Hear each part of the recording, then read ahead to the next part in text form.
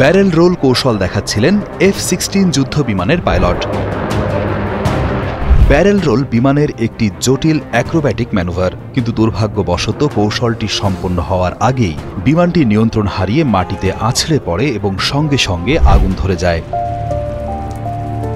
এই দুর্ঘটনায় আশেপাশে থাকা কোনো মানুষের আঘাত লাগেনি।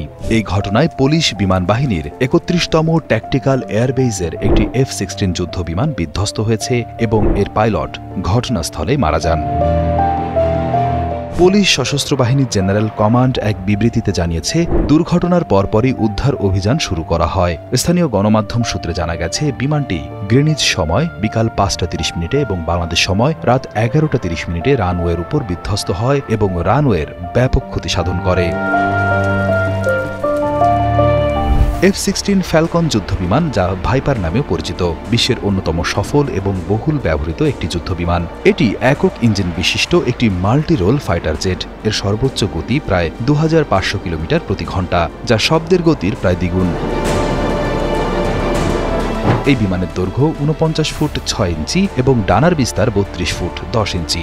একটি F-16 যুদ্ধ বিমানের আনুমানিক মূল্য প্রায় ৯৭ মিলিয়ন মার্কিন ডলার, যা বাংলাদেশি টাকায় ১১০০ কোটি টাকারও বেশি।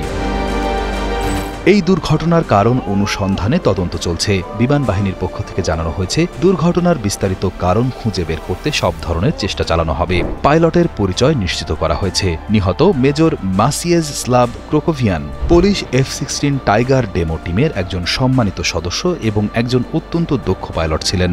তার মৃত্যু পুলিশ বিমান বাহিনীর জন্য এক অপূরণীয় ক্ষতি।